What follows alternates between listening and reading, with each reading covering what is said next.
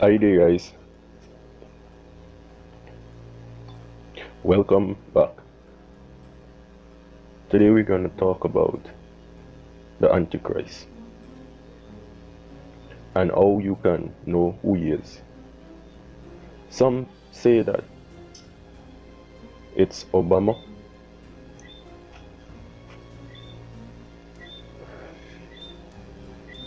Some say it's Donald Trump rather. But does the Bible really teach this? No, it doesn't. So you are thinking, what does the Bible really say about the Antichrist? Matter of fact, the Bible gives us 7 steps in which we could identify the Antichrist. First being location. The second being the time of the arisal. Third, its nature. Fourth, the attitude towards God. Fifth, the attitude towards Elohim law. Sixth, attitude towards Elohim people. 7, the length of time permitted for this little horn to rule. Remember that the Bible often uses the symbol of an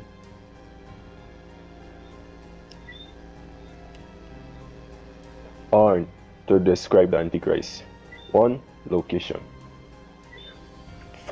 The little horn was to develop among 10 nations of Western Europe, which Europe was divided into.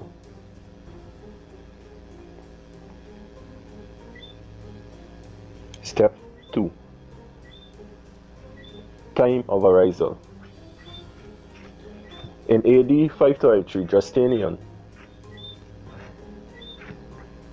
ordained the Pope, or made the Pope, as head over all the Catholic churches of the earth. Each and every one. All the churches, matter of fact. But it was until AD 538 when Justinian general rooted out the Ostrogoths, the last of the Arian power, was then the Catholic Church received civil power.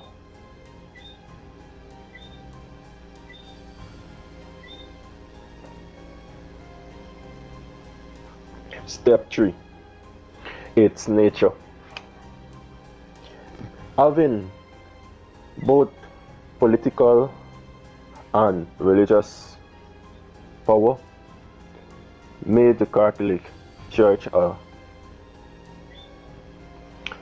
religio-political power or system. Step 4, attitude towards God. The little horn was to speak great words against God, comparing Daniel chapter 8 verse 23, 11, 36, 2 Thessalonians 2:4, Revelation 13:5.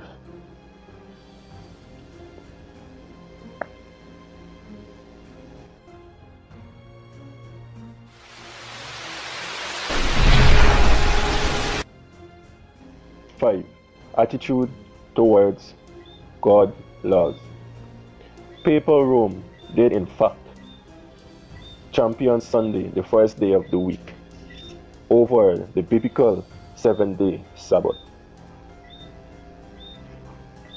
And many people will often argue this fact that Sunday is the right day to worship, without even knowing that it was the Catholics who give or who passed this art for us to worship then, truly speaking.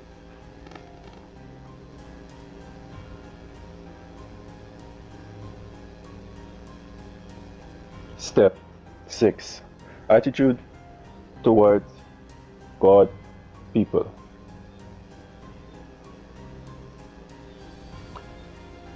Church historian David Scuff sums up papal Rome's persecution activities in this word. Down to the very close of the Middle Ages, the pages of history were disfigured by the decrees of popes and synods, confirming death as the penalty for heresy, and for persons supposed to be possessed with witchcraft. The Great Council of Constance, 1415, did not get away from this atmosphere, and ordered heretics punished even by the flames punientur ad ignem. In the Bull of Leo X, 1520, condemning Luther, cursed as heresy the Reformers' liberal statement that the burning of heretics. Step 7. Length of time permitted to rule. A time and times and dividing of time. Please note that in prophecy, a day is symbolic for a literal year. Ezekiel chapter 4 verse 5 to 6. So a time would be equal to 1 literal year times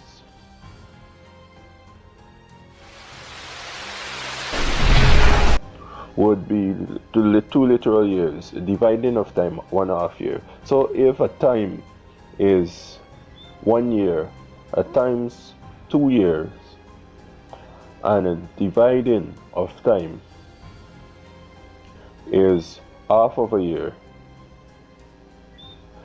this would give you a sum of 1,260 days, which is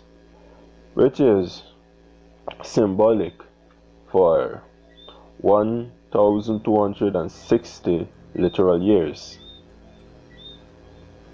Following still? I know it can be a kind of tricky at times. Counting from AD 538 to AD 798, when the General Berthier entered Rome and declared it a republic and took the Pope prisoner, would be 1,260 literal years.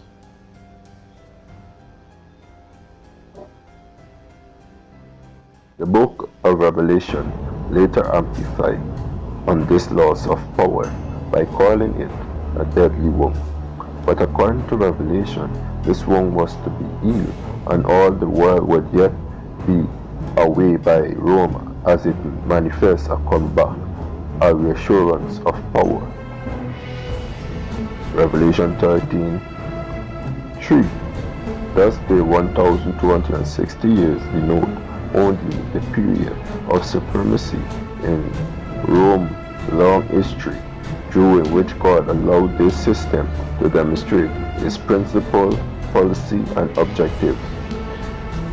It should be emphasized that the little horn represents a system, a church-state combination, a religious power that would grab civil power to enforce certain beliefs and practice, because the papacy did use such civil power, as the prophecy predicted, does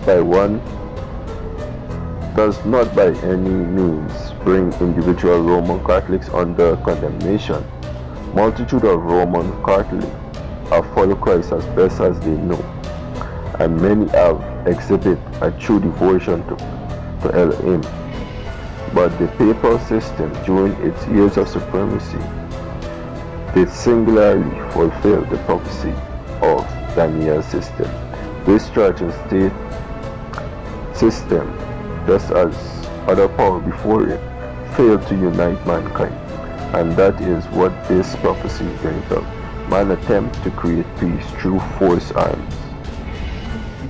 Christ wants in his kingdom only those who choose to be in it. As long as sin exists in the heart of mankind, struggle for dominion and control will continue until the Prince of Peace assumes his kingdom once again.